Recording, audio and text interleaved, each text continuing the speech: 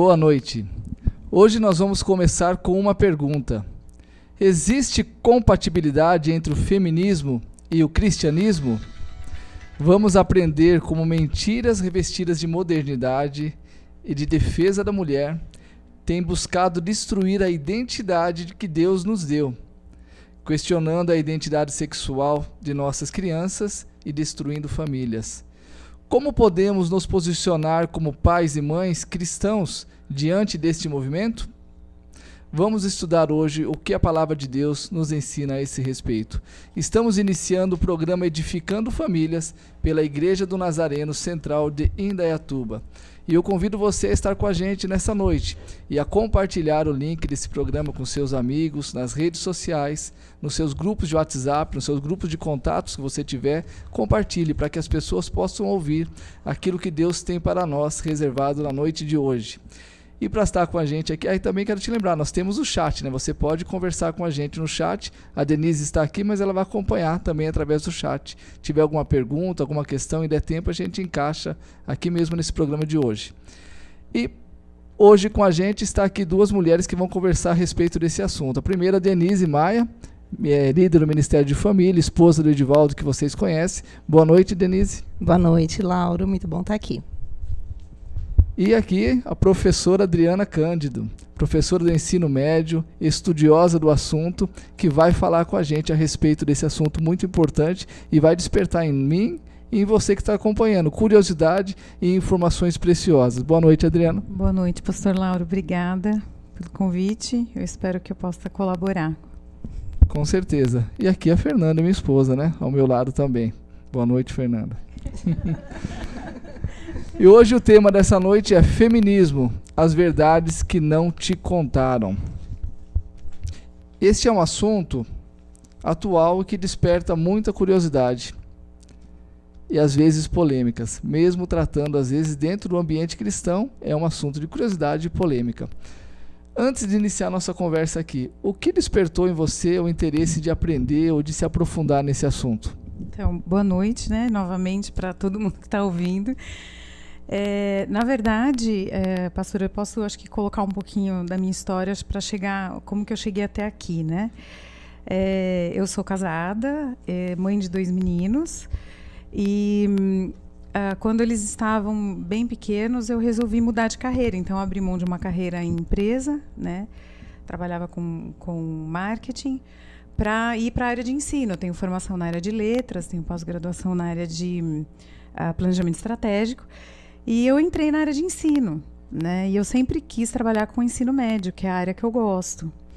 E eu dou aula de inglês, e alguns anos atrás a gente tinha uma aula de conversação, que era baseada em temas polêmicos. Então, os alunos podiam trazer qualquer tema para que a gente pudesse debater e trabalhar a língua, trabalhar a conversa em inglês. E eu deixava bem livre, eu deixava eles escolherem e trazerem, né? E qual não foi minha surpresa quando eu me deparei com uma série de afirmações vindas desses alunos de 3º ano do ensino médio, e eu não me sentia preparada para contrapor, porque eles vêm desde o Fundamental 2 e às vezes até antes, trazendo uma carga de informações tidas como 100% corretas, porque são ali diariamente colocadas diante deles pelos professores. Então, eles chegam com aquela carga de informação como se aquilo fosse 100% real. E eu me vi obrigada a estudar para dizer, não, peraí, vamos olhar isso por um outro prisma, por um outro ângulo, né? E o meu susto foi que eu senti, assim, principalmente nos últimos 5 anos, um aumento muito grande dessas questões polêmicas, né? Um aumento assim na fala, na pressão, na imposição, que a gente acha que não acontece, mas acontece, né? Então eu me vi na obrigação de, como cristã em primeiro lugar, dentro de uma sala de aula, poder levar um contraponto. Não é fácil, mas vale a pena. E aí que eu cheguei até aqui. Aí você se aprofundou no assunto, se especializou e tornou-se conhecedora. Na verdade, eu comecei a tatear e a procurar, né? Eu estou com um livro aqui, que foi o meu livro de base, né, de cabeceira, que eu recomendo para toda mãe, ou cristão, ou pais que queiram, né, que chama Feminismo, Perversão e Subversão, que é um livro da Ana Campagnolo, né? Ela hoje é deputada, acho que estadual por Santa Catarina. Ela é cristã e formada em História. E ela escreveu um livro com as bases das ondas do feminismo. Então, desde a primeira onda, o protofeminismo, que a gente chama que é o começo de tudo. E ela vai mostrando a sequência, e inclusive em um dos capítulos ele fala sobre a questão do feminismo e o cristianismo. Né? Onde vai chegar tudo isso, né? Então é um livro que eu recomendo assim, fortemente para quem tiver um pouquinho de interesse, porque traz muita argumentação com fatos. Né? Ela não traz a opinião só dela, ela traz fatos. E a gente precisa se armar e armar os nossos filhos, né? Porque a carga de informação que vem imposta para eles é muito grande. Então, se eles não tiverem com informação na mão, e isso em parte também foi em casa, né? Meus filhos vinham da escola e a gente vinha junto e eles, mãe, hoje eu escutei isso, escutei aquilo, e eu, não, peraí, não é bem assim, né? Como que eu vou dar informação para que ele esteja munido e poder ter certeza do que ele está fazendo está certo, né? Porque, inclusive, o ataque ao cristianismo é muito forte. Que a Bíblia é machista, que a família patriarcal, família como nós cremos, pai e mãe e filhos são altamente tóxicas e prejudiciais à tua liberdade, etc, etc. Então, como que eu vou mostrar, vou desconstruir isso que é construído diariamente na cabeça dos meus filhos? E é lógico, né? Eu entro como um pinguinho ali na escola, que é um professor diante de 5, 6, 7 que pensam completamente diferente, mas eu penso que pelo menos uma semente a gente planta. Né? É uma voz, pelo menos ali, né? Uma. Mas o que você falou é bem verdade, né? A nossa filha, que estuda também no ensino médio, e teve uma situação de uma pressão contra o cristianismo, né?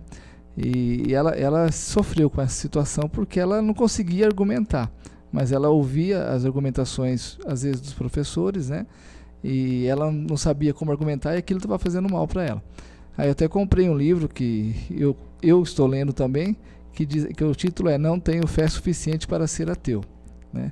Ele mostra ali que na verdade você precisa ter mais fé para ser ateu do que para ser cristão. O livro ele mostra isso no decorrer dele. Mas vamos lá, eu vou fazer a primeira pergunta aqui para a gente começar, que é em Gênesis 21, aliás, no Gênesis capítulo 1, versículo 27, a palavra de Deus nos ensina que o homem e a mulher foram feitos à sua imagem e semelhança. Para Deus não há diferença em valor entre os sexos. Para Deus todos somos iguais, e isso é o que a palavra de Deus realmente diz, né? Embora exista diferença óbvias entre homem e mulher. Então parece razoável a luta por direito das mulheres ou para que as mulheres tenham salário justo. O feminismo defende mesmo o direito da mulher ou existe algo por trás desse movimento que não nos é contado? Aí, essa é a pergunta, na verdade. Ele está defendendo o direito ou tem alguma coisa ali por trás que está escondido e a gente às vezes não percebe? Nossa, tem, né? A resposta simples seria tem.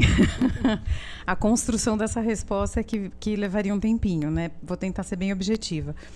É fato que Deus não faz distinção, né? Inclusive Paulo fala que para Deus não existe, né, o escravo e o livre, né, o gentil e o judeu, enfim, no sentido de valor, né? Às vezes a gente vê pessoas até usando isso para dizer, tá vendo? Né? A Bíblia também fala que não existe diferença. Porém, a gente entende, como você falou, que Deus sabe, lógico, que existem as diferenças visíveis, biológicas, né? E, inclusive, o feminismo hoje, a última onda, ela nega até as questões biológicas, né? Quando você lê esse livro, por exemplo, da Ana, chega num ponto em que a maternidade, o útero, o fato da construção física feminina ser diferente é tida como um castigo, né? É tido como algo ruim. Eu, lendo o livro, muitas vezes pensava, meu Deus, elas não estão bravas com a biologia, elas estão bravas contigo, né? Porque se você está negando a criação de Deus, você não está brava com a biologia, você está brava com quem fez a biologia, no caso, que a gente crê, né? Então, é uma agenda, é uma agenda travestida de um discurso muito bonito, né? Então, quando você pega, você fala assim, eu estou lá para defender as mulheres porque as mulheres sofrem violência. Eu estou lá para defender as mulheres porque as mulheres têm uma vida muito difícil. Eu estou lá para defender as mulheres porque as mulheres ganham menos. Essa é uma das falácias, né? Porque quando você pega todo o estudo em cima disso, você vai ver que os homens entraram no mercado de trabalho antes. Mas está vendo? As mulheres não eram permitidas trabalhar. Não, os homens iam trabalhar porque o trabalho que tinha antigamente eram trabalhos de extrema periculosidade, bruto, insalubres, né? Eram minas de carvão, eram construção de ferrovias. E aí as mulheres trabalhavam em casa porque era mais seguro, porque era mais limpinho, porque era mais confortável. Mas não tinha a tecnologia que tem hoje. Ok, ela precisava lavar roupa, ou ela cuidava das crianças. Mas era um trabalho menos pesado. Então, você não pode dizer que a vida da mulher era ruim. A vida dos dois era ruim, tanto do homem quanto da mulher, né? Então, todas essas afirmações que o feminismo vem trazendo, dizendo, olha, tá vendo, eu estou te defendendo, e por isso que muitas e muitas vezes as meninas acabam se apaixonando mais por esse tema. Eu costumo dizer que a gente pensa com o fígado, né, e não com o cérebro. Porque fica emocionada e aquilo, tá vendo as mulheres, e vamos olhar as coisas com um pouquinho mais de calma, né? O fim delas, né? E aí é um processo de desconstrução que precisa acontecer. Eu estou tentando resumir, bem resumido, mas o fim delas é provocar uma eterna insatisfação e guerra entre os sexos, né? Entre o homem e a mulher. E você provocando essa insatisfação de que, tá vendo, eu sou desprivilegiada, você me deve. Como homem. Se você transportar isso para um relacionamento conjugal, já era. Se você transportar isso para um relacionamento entre pai e filha, né, já era. Você vai desconstruir toda e qualquer possibilidade de relacionamento saudável. E essa é a intenção. A intenção é chegar num ponto em que eu desconstruo a família, em que eu acabo com a família. Ao invés de eu somar e pegar a diferença que eu tenho física, de comportamento, de ideias, e somar isso e ter no meu marido, no meu pai, no meu irmão, qualquer homem com quem eu conviva, um amigo, um companheiro, e somar forças, eu vou dividir. E aí que entra o dividir para conquistar. Então, no fim, o que eles querem, na verdade, é acabar com a possibilidade de relacionamentos saudáveis, porque a menor célula da sociedade é a família. Você destruindo a família, você domina a sociedade. Você não tem mais bases para que a pessoa se sinta, né, naquele primeiro momento de acolhimento, de crescimento, de desenvolvimento, de segurança, né? Então, o feminismo, ele vem travestido de ideias muito bonitas, ele é anunciado como uma coisa muito bonita, mas quando você vai ver por trás, não é bem assim. Uma pergunta que eu sempre faço para as minhas alunas ou alunos quando vem esse assunto. Eu falo, o feminismo diz que ele está aqui para defender leis a favor das mulheres. Qual a lei hoje no Brasil? Vamos falar de Brasil. Qual a lei hoje no Brasil? Eu não sou de direito, não sou especialista, mas que falta para a mulher? Existe alguma lei ainda que você diz assim, não, a lei tal privilegia o homem mais do que a mulher? Inclusive, hoje a gente tem muito mais leis que privilegiam as mulheres, já deixou de ser uma luta pela igualdade e já passou a ser uma luta pela superioridade. Supremacia. Supremacia, feminina, mas não tenha dúvida nenhuma. É bem isso. Então, é um risco muito grande que a gente corre e principalmente, o que eu percebi, que é um alerta para os pais. As meninas caem muito mais facilmente nesse conto. Porque é legal. Eu mesmo já caí nesse conto quando eu era adolescente. Era menor essa pressão, era muito mais suave, mais discreta. Mas tinham coisas que eu falava, não, é mesmo, não, o homem é folgado mesmo, né? E depois, quando você começa a estudar e olhar a coisa com outra perspectiva, você fala, peraí, não é bem assim, né? Inclusive, historicamente falando, a gente pode ir longe. Na Grécia Antiga, os meninos eram treinados para ir para o exército, aos 7 anos eles eram tirados de casa, eles apanhavam, eles eram colocados em situações de risco para aprender a serem fortes, e as meninas eram treinadas para se casarem e aprender dança, né? Então você fala, tá vendo, elas não tinham escolha, e os meninos tinham? qual que é pior? Você aprender dança e aprender a cuidar da casa, ou você apanhar de chibatada com 7 anos de idade longe do seu pai e da sua mãe porque você tem que defender a sua cidade, né? E daí, para encurtar, eles só teriam direitos individuais a partir dos 60 anos de idade. Até lá, eles iam ganhando aos pouquinhos algum direito.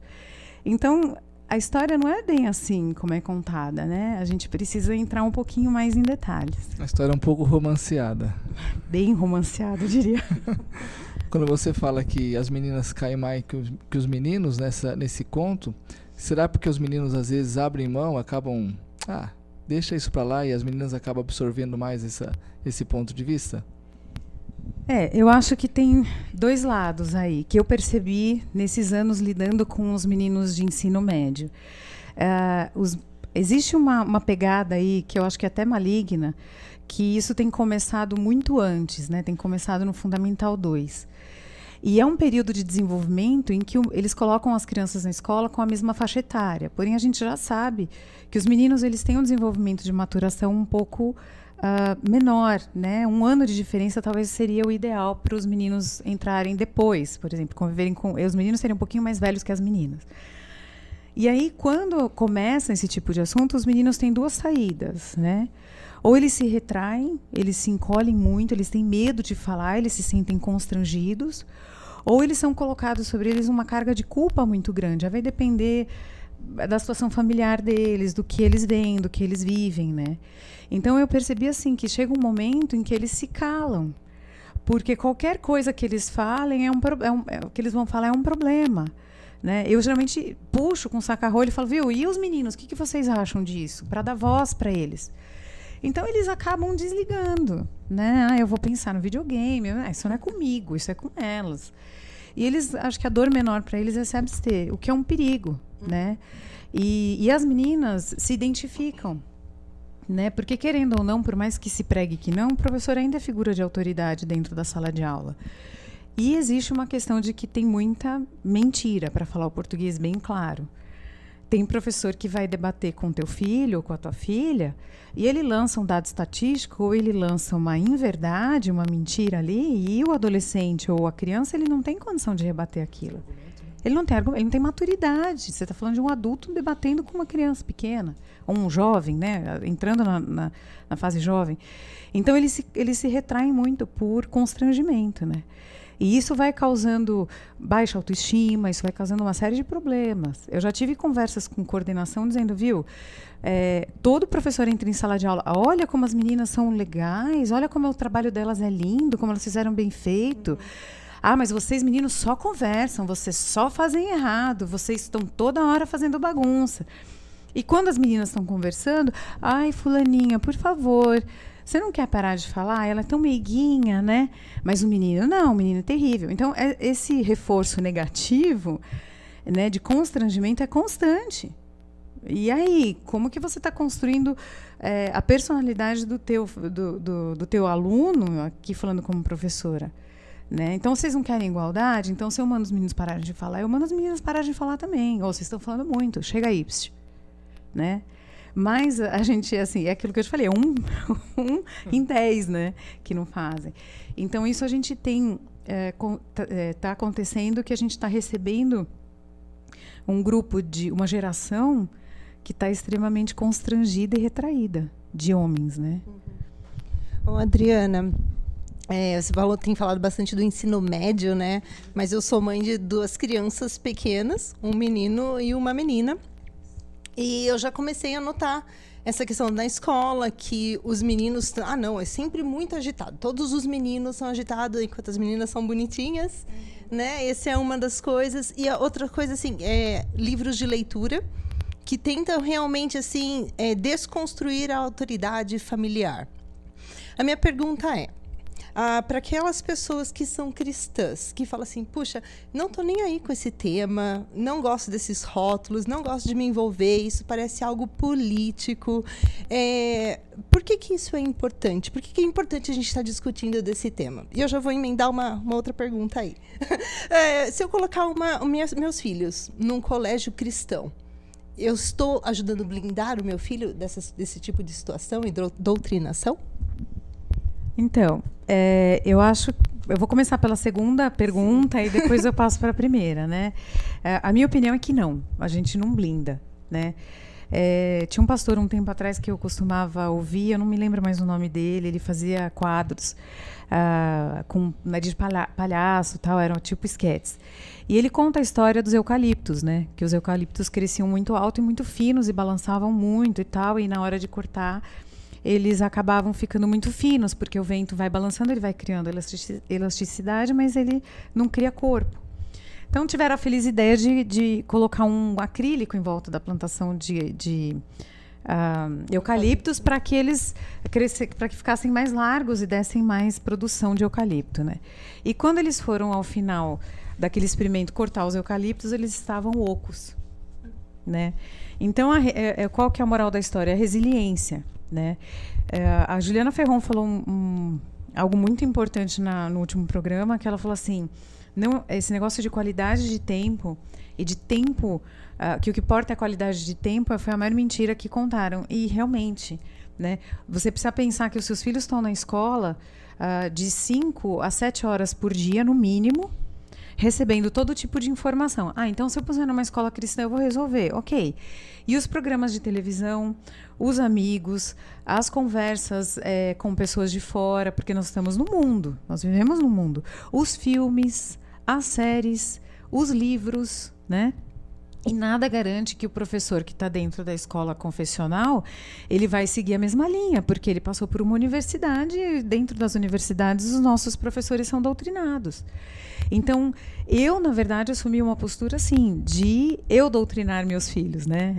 A gente tem um versículo que fala: ensina o menino no caminho que deve andar e nem quando for velho se desviará dele. Então, eu tomei isso para mim, por isso a mudança de carreira, por isso a mudança de foco. Eu pensei, quanto mais os meus filhos crescerem, mais eu preciso estar junto. Os meus filhos não sentam comigo e falam assim: mãe, vamos conversar? Olha, eu vou te contar o que aconteceu na escola hoje. Eles me contam no carro, eles me contam a hora que a gente senta para almoçar, eles me contam: vou caminhar com o cachorro, quer ir junto? Vamos. Aí eles começam a soltar o que ouviram, o que falaram, o que estão debatendo. Então, eu realmente acho que assim, você pode, vamos dizer assim, tampar um buraco, né? Só que vai chegar lá na frente, ele vai para a universidade, ele vai ter que seguir a vida. Ele está preparado? Porque ele vai ser questionado em vários pontos. E ele está preparado para essa briga, que não vai ser pequena, para essa pressão, né? A gente ouve muito falar que os pais estão perdendo os filhos na universidade. Eu acho que não. Eu acho que está perdendo muito antes. Porque essa semente é plantada muito lá atrás. E a gente está achando que o filho está seguro. Não, está tudo bem, está na escola. E o professor vai ensinar português, matemática, história e geografia? Não vai. Ele vai, sim, através... E não estou aqui crucificando o professor e os meus colegas. Você vai levar para a sala de aula os teus valores. Não existe isenção. É mentira isso. Uma pessoa não escreve um livro isento, ele sempre vai, você vai perceber qual é a intenção do autor naquele livro. Dentro de uma sala de aula, você vai colocar a tua tendência de pensamento. Inclusive fato, os né? livros didáticos mesmo, você vai lendo ali, ele vem com um viés que eu consigo ver claramente e já vou direcionando, entendeu? Então, não é nem necessariamente o professor, mas ele está seguindo um currículo, uma cartilha, assim. O que eu faço muito é quando, por exemplo, eu pego um livro que tem uma cartilha, um viés, eu aproveito para mostrar o outro lado, né? Então, por exemplo, feminismo é um assunto que sempre está nos livros de inglês, sempre. Vem sobre o formato de defesa da mulher, e tem um vídeo que eu gosto muito de passar do TED Talk, que, aliás, é um documentário que eu sugiro também aos pais que assistam, que chama Red Pill, né? Até vem a expressão do tá redpilado, que os adolescentes falam, tomou a pílula e acordou para a vida, né? De uma ex-feminista, que não é cristã, e ela dá um testemunho, ela fez ela chama Conhecendo o Inimigo, e ela foi fazer um documentário sobre os homens, para massacrar, para dizer, tá vendo? Desvendei, não é um mistério. E durante esse processo de fazer o documentário, ela percebe que, peraí, gente, né? Não é bem assim. Eles são seres humanos. Então, no final, eu sempre fecho com a ideia de que você precisa parar de olhar para o outro como homem, mulher, preto, branco, gordo, magro, etnia. Você precisa olhar para a pessoa como um ser humano.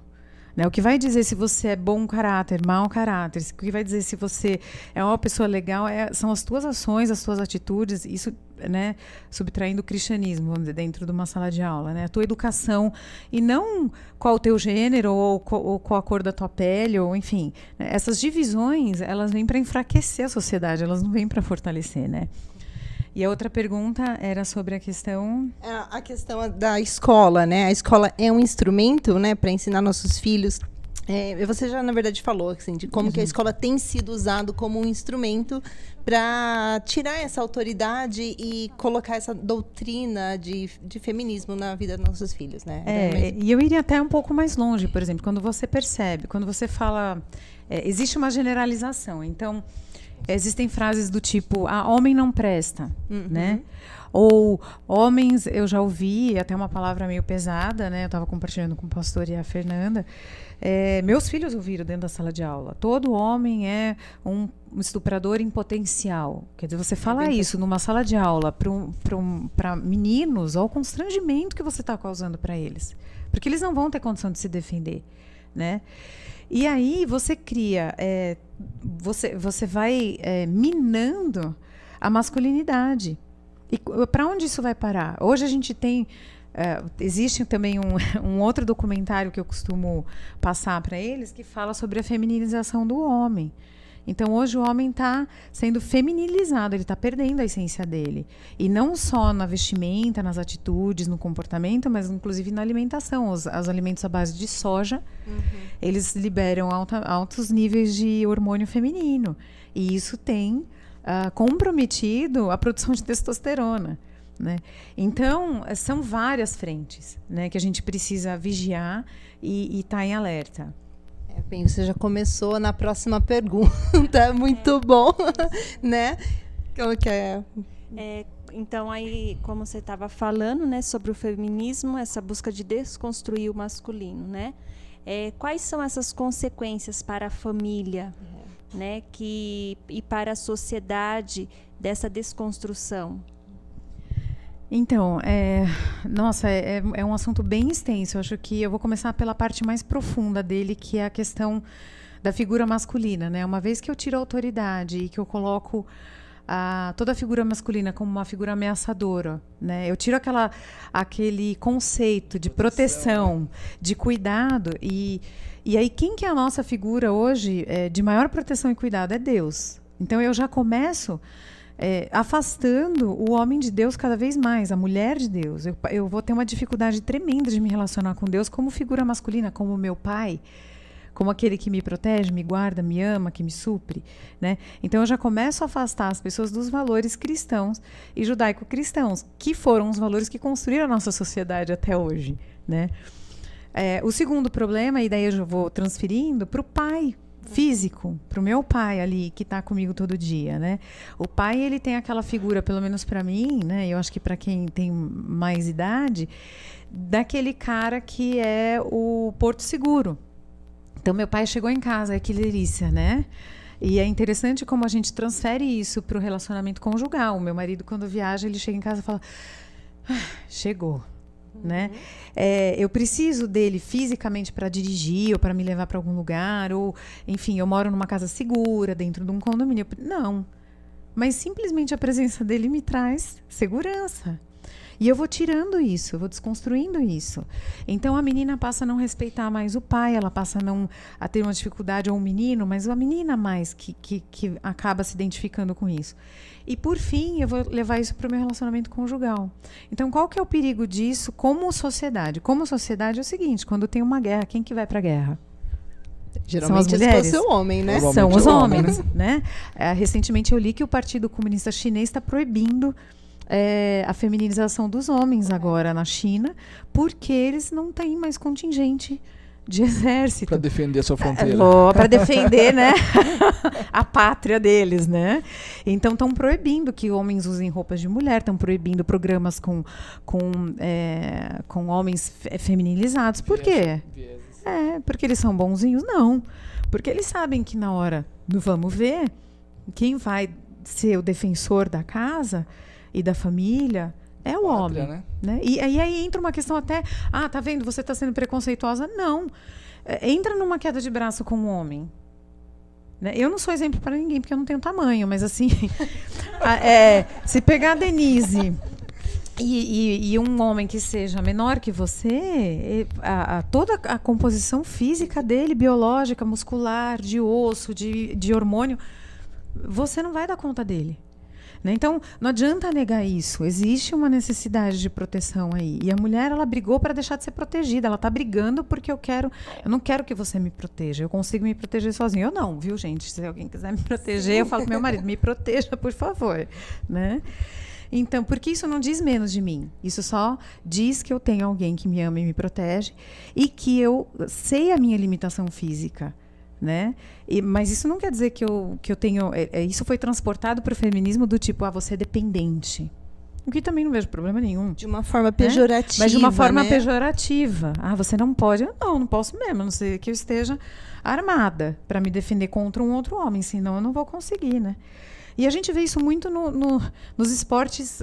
Hoje, com os trans entrando nos esportes, já existe um estudo na Alemanha comprovando que as diferenças físicas dão vantagem para o homem. Eu falei, nossa, que precisou de um estudo científico para comprovar o óbvio, né? Mas você assiste uma luta de MMA de uma lutadora, uma mulher, assim, forte. Olha, meu pai, né? Olha o tamanho do braço da menina. E um homem que no MMA, um trans, que não tinha renome, quando eles vão para o ringue, o cara massacra a menina, assim, com o dedinho. Porque não adianta. Então, você vai deixando a tua casa, né, a tua cidade e, por fim, o teu país desprotegido.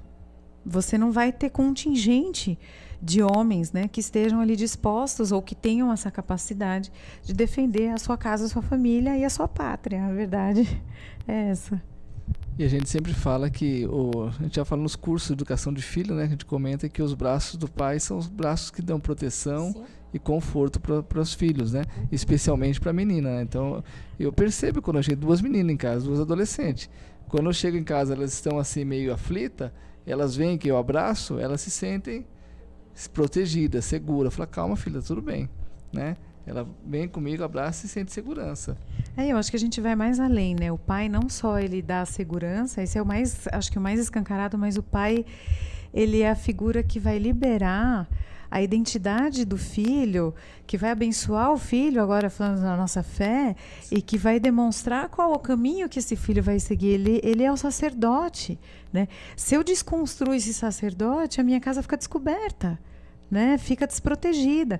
E aí a mulher fala assim, não, eu tenho que ser empoderada. Eu falo, gente, mas mais poder a mulher quer, né? Porque a Bíblia fala que a mulher sábia com a sua própria mão, com a sua própria mão edifica a sua casa. A mulher sábia edifica a sua casa, com a sua própria mão a destrói. Você quer mais poder que esse? Né? Só que quem aguenta todo o peso da casa ali é o marido, é o pai, né? É o esposo. E daí, não, eu quero tomar esse lugar. E você vai aguentar? Não vai. Né? A estrutura física e emocional da mulher não aguenta. Então, por isso que a gente tem hoje calvície crescendo incrivelmente entre as mulheres, infarto, né, do miocárdio acontecendo em mulheres. Por quê? Eu estou assumindo um papel que não é meu porque eu quero aquele papel. Né? E aí entra um outro ponto que eu vou tentar ser bem rápida, sobre essa questão de inversão de papéis, né? Eu sempre questiono também as minhas alunas. Elas vêm com um discurso, por exemplo. Mas então o homem pode sair com todas as mulheres e tudo bem para eles, e nós mulheres não podemos. Aí eu falo assim, quem disse que homem pode sair com todas as mulheres?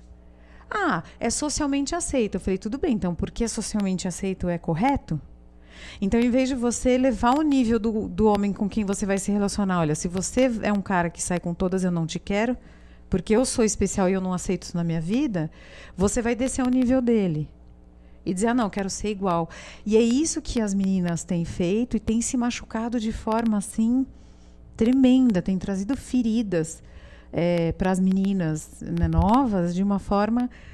muito brutal, e aí entra aquele outro assunto que a gente estava falando, da identidade sexual, porque da identidade com quem que eu me identifico, né? Então, esses dias eu estava ouvindo um pastor falar, eu estava até falando para a Fernanda antes, eu anotei aqui, ele falou, a indefinição é a mãe da confusão. né? E o que a gente está fazendo é isso, a gente está desconstruindo papéis, a sociedade, e não está permitindo que aquele papel que sempre funcionou continue funcionando. E aí a confusão é instaurada. E com a confusão vem o caos, né? É uma sequência meio natural. Sequência óbvia. Bom, Adriana, já ouvi falar assim que o feminismo começou legal, mas depois virou o que é hoje, né, que nós estamos falando. E existe lugar para você ser uma feminista cristã? Não. Não, no meu conceito não existe. Eu acho que... por quê? Né? Vamos pegar só 2 pautas feministas, né? A Ana Campanhola, ela fala muito isso. Ela fala assim, não, mas esse é uma desculpa muito trazida. Esse é o feminismo radical. Não existe feminismo radical. Existe feminismo e não feminismo, né? Então, além de tudo isso que a gente falou aqui, vamos pegar só 2 pautas, né? Que é a liberação sexual, que foi uma das pautas bases do feminismo, né? Que veio na década de 60 ali com Woodstock, a liberação da pílula, enfim, né? E a segunda é o aborto, né? Não, é uma pauta feminina, né? Ok. Como cristã, que creio, né? Em esperar até o casamento, que creio que Deus criou o homem e a mulher para serem companheiros de vida toda, vou ser a favor de algo que é completamente contra a minha fé. Não faz o menor sentido, né? Então é aquela história, não, mas porque antigamente os homens, né, eram iniciados na vida sexual e saíam, e as mulheres eram castas e puras, o que eu também, né, tenho as minhas desconfianças. Mas assim, então um errado justifica o outro erro. Eu prefiro entrar no erro do que consertar o que está errado. E aí vai contra a Bíblia. Eu não tenho como estar dentro da igreja, né, adorando a Deus e dizendo, Jesus, eu te amo, né? Eu quero te seguir, o Senhor é Senhor da minha vida. E eu falo assim, mas na minha vida pessoal, íntima, é problema meu, né? E eu acho que a mulher tem todo o direito. Não, pera, como? Nem homem nem a mulher, a Bíblia fala, né? Então não é uma questão, é uma questão incompatível. E a outra é o aborto, né? Que assim, quando você pega os versículos, quando Deus fala sobre, nos Salmos, né? Eu te formei ainda no ventre da sua mãe, todos os dias que eu tinha para você já estavam escritos no livro da vida, no livro, né, da sua história, da sua vida, Davi que fala. Gente, eu sou péssima de referência bíblica, pastor, o senhor me corrige. Eu lembro os versículos, mas não lembro a referência. E como Deus vê a questão geracional, porque quando você extermina um bebê, para mim, no meu conceito, é assassinato, porque é uma pessoa totalmente indefesa, né? Então, o não matarás ali, que é não assassinarás, você está assassinando alguém indefeso, né? Você está acabando com gerações. Ainda é doloso, né? É doloso, né? E você está exterminando gerações, você não está terminando uma vida, né? Se minha mãe não tivesse me tido, eu não teria tido os meninos, que não teriam tido os filhos. Então, e nosso Deus é um Deus geracional. Sim. Né? E aí tem até o lado biológico, que muitos cientistas defendem que o início da vida é na fecundação. Então, como que eu, uma pessoa que preza pela vida, vou ser a favor de algo assim? Aí vem aquele papo de que é uma questão de saúde pública da mulher. Não, não é uma questão de saúde pública da mulher. A saúde pública, ela está há anos-luz do que ela deveria ser. E não é legalizando de novo, justificando um erro, assumindo um erro para justificar outro, né? Então a gente precisa ter redes de apoio, precisa ajudar as mães solteiras e não esculhambar, deixar essas pessoas sem auxílio, precisa. Existe toda uma doença na nossa sociedade, né? Um sistema doente funcionando. E aí o atrativo disso para os jovens é o seguinte: saída fácil para um problema difícil. Só que as consequências, por exemplo, a gente já sabe hoje que mulheres que praticaram aborto são muito mais tendência a serem inférteis depois, quando querem ter um filho. A gente sabe que a probabilidade de desenvolver depressão, os números são altíssimos. Eu sou de humanas, então os números fogem da minha cabeça. Eu não vou lembrar agora, mas eu posso trazer. Suicídio. Né? Então eles trazem aquelas propagandas lindas, maravilhosas, que é uma indústria, na verdade, que está por trás e de altíssimos lucros. mas eles não mostram nunca uma mulher que se arrependeu. A tristeza que aquilo causou, a dor que aquilo causou na vida dela. E é tamanha a lavagem cerebral que é feita nas escolas e no mundo, que uma vez eu passei 4 aulas conversando sobre uma sala que eu tinha que eram só meninas. E eu trouxe filme, eu trouxe o depoimento de um médico não cristão, que ele praticava aborto, ele não tinha filhos, adotou uma menina, a menina morreu num acidente. Quando ele voltou para a sala de cirurgia, ele não conseguiu mais, porque ele começou a ver a própria filha.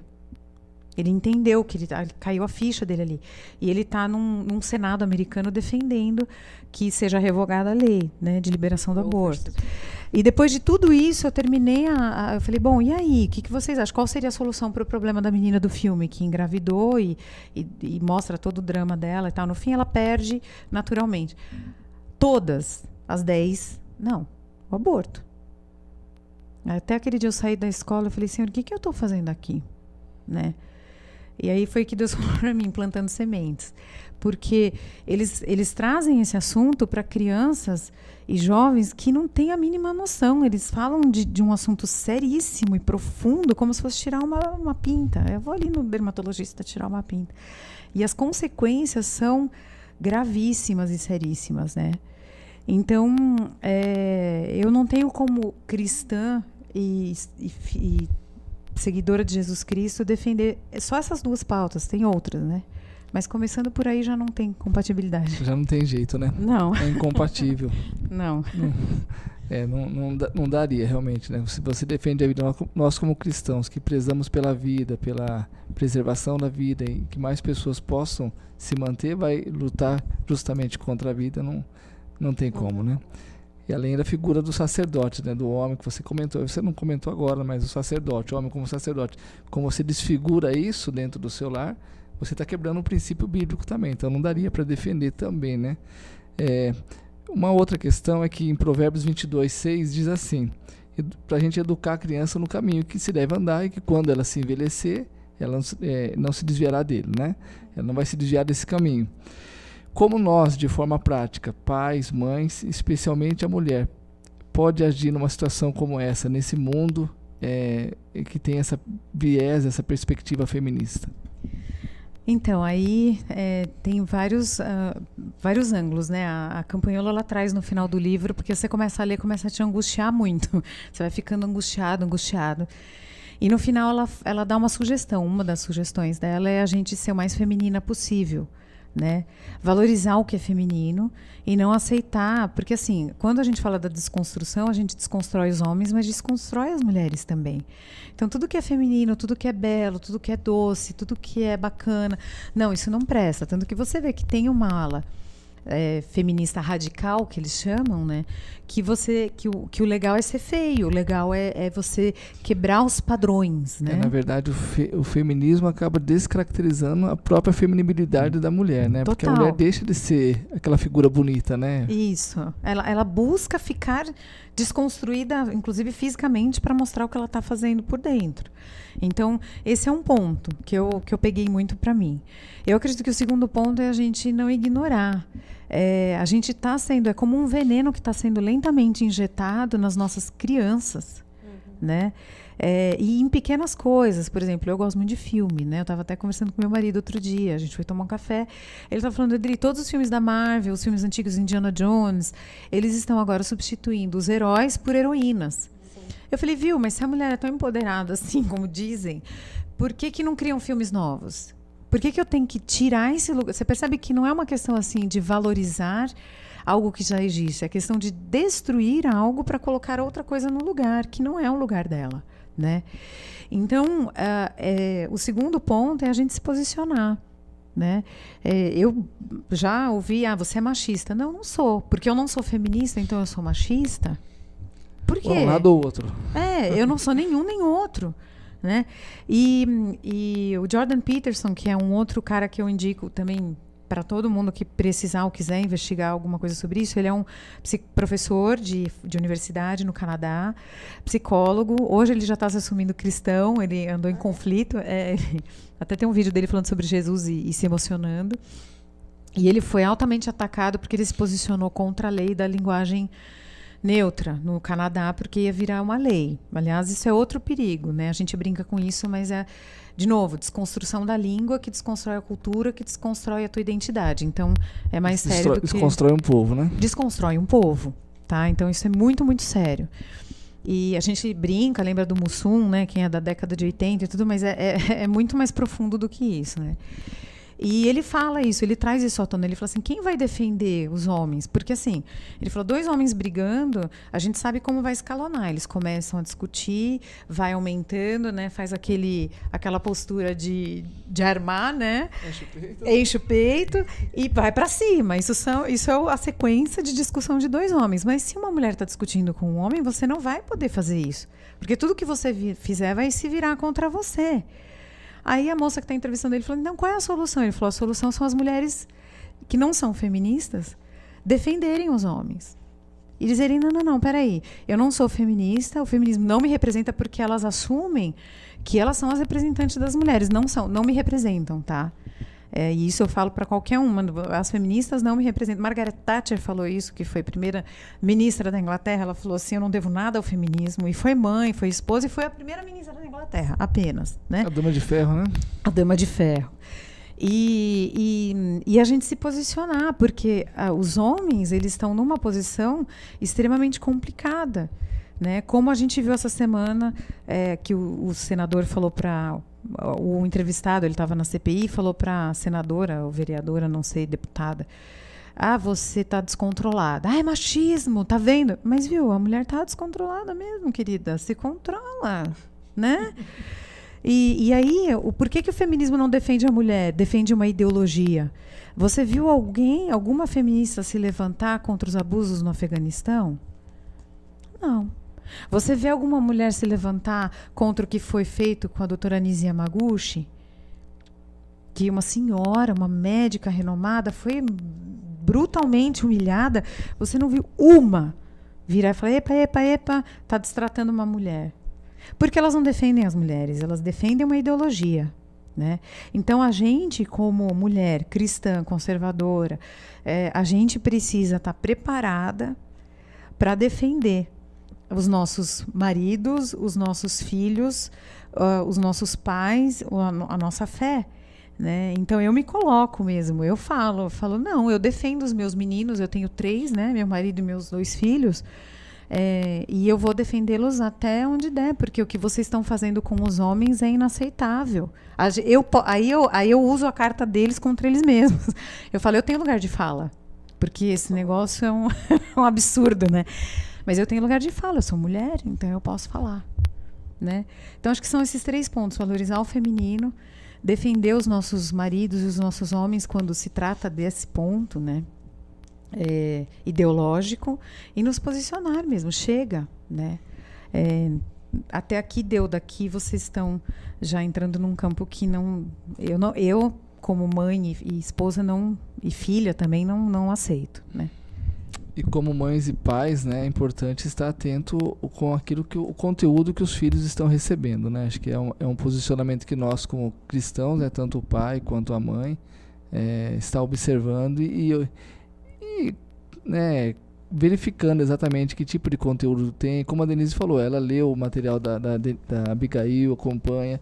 Essa é a posição do pai e da mãe, para saber o que tipo de informação está chegando para dentro dos nossos filhos. Se a gente deixar muito aberto, a gente não vai ter consequências ruins. E como você falou, que os filhos às vezes falam assim, estou perdendo meu filho na faculdade. A minha está indo para a faculdade, né? Mas está indo com base já. Agora, imagina se ela fosse sem base. Eu não ia perder ela lá, como você disse. Eu perdi durante os 17, 18 anos que eu estive com ela na minha casa e eu não fortaleci os conceitos corretos na vida dela. Ali ia ser só estopim, na verdade, mas eu já havia perdido. Aí talvez para uma conversa para uma outra hora, né? Mas além desse acompanhamento, quando eles são pequenos a gente lê o material, quando eles são menores a gente fica em cima, mas chega uma hora na adolescência, vocês devem estar experimentando isso, que se a gente não tiver criado esse vínculo, você não vai ter acesso, e o acesso não se dá com pé de cabra. nessa faixa etária. O acesso se dá a partir do momento que você criou com o teu filho ou com a tua filha um vínculo profundo, em que eles sabem que você é o porto seguro deles depois de Deus e que eles podem te procurar e podem contar as coisas para você. Então, manter um canal de comunicação aberto. Isso quer dizer que eu vou passar a mão na cabeça do meu filho todo dia? Não. Né? O Isamitiba, já falecido, né, que escreveu o livro Quem Ama Educa, uma vez perguntaram para ele, falou, eu posso ser amigo do meu filho ou eu tenho que ser pai? Porque está na moda aquela coisa de ser amigo. E ele respondeu de uma forma tão sábia, ele falou assim, pai, ele tem um só, amigos, ele tem muitos. Então, você estabelece um vínculo, porque os pais, às vezes, com medo de pôr limites, acabam indo para o lado da amizade. Você vai ser aquele porto seguro da informação e da coerência dentro de casa, aí entra coerência na vida familiar também, né? Por isso que eu falei que é um assunto extenso. Mas quando chega nessa idade, ou no Fundo 2 e no médio, eles não vão chegar em casa contando do amiguinho, né? O que o amiguinho falou, deixou de falar, o que o professor... Então você puxa, e aí, tá beleza? Tô aqui. E aí eles vêm te procurar. Eu ouvi isso aqui, viu? Mãe, eu escutei tal e tal coisa. É verdade? Não, filho, isso aí é mentira. Senta aqui, vamos pesquisar junto. Vamos olhar junto. E aí não tem jeito, a gente tem que investir, eu costumo dizer que não é gastar, é investir um tempo estudando, lendo, tem muitos autores bons, tem muito documentário bom, muita base científica aí pra gente buscar. Tem um documentário que chama O Paradoxo do Feminismo na Noruega, que é excelente também, que mostra como essa questão é uma questão forçada, né? Mas é um documentário de mais de 1 hora e é muito legal para assistir, para ver com eles, né? Às vezes sentar junto e ver junto. É isso aí. Bastante conteúdo você tem para falar para a gente aqui. A gente vai ter que voltar mais vezes para continuar esse assunto e outros assuntos que eu percebi que tem material aí. Tem muita informação. Queria agradecer vocês aqui hoje. A Denise está com a gente aqui. Obrigado, Denise, por ter vindo. Obrigada, Lauro. Foi muito bom. É sempre muito bom a gente estudar, né? Um assunto que tem realmente impactado as famílias, tem me buscado interesse, né? Porque eu anseio por construir filhos que vão dar frutos para o Senhor lá na frente. Começando agora lá na frente, né? Então, é um assunto que tem me buscado bastante. Então, foi muito bom estar aqui aprendendo um pouquinho mais. Adriana, muito obrigado. Eu gostei demais. Pelo convite. Gostei porque, olha, tem bastante informação realmente, viu? Dá pra gente extrair bastante coisa daí e passar pro pessoal, né? Que o que a gente tem de conhecimento não pode ficar só pra gente, tem que passar pros outros, né? Isso que a gente aprende sempre. Muito obrigado. E eu queria pedir para você que está nos acompanhando, compartilhar esse programa nas suas redes sociais. Então aproveita, você viu o conteúdo, viu que tem material importante, né? Compartilhe nas redes sociais para que as pessoas possam ver a respeito desse assunto. Quando ela falou a respeito dos filhos, né? É importante seu filho ter confiança em você. Nós fizemos um programa a respeito disso. Se seu filho tiver confiança em você, pai ou mãe, ele vai te contar, ele vai abrir o coração, ele vai abrir a sua janela e vai permitir que você entre lá. Então, dê essa liberdade para o seu filho poder contar para você o que passa dentro do coração dele. Se inscreva no canal da igreja, ative o sininho para você receber as notificações de todos os programas. Nessa sexta-feira nós teremos encontro feminino aqui na igreja. Ele vai ser presencial, também online. Não perca essa oportunidade. Deus vai abençoar a sua vida. Feminismo, né? Falando feminismo aqui e encontro das mulheres, encontro feminina nessa sexta-feira. Não no viés feminista, mas no viés feminino realmente. Então, venha participar com a gente aqui.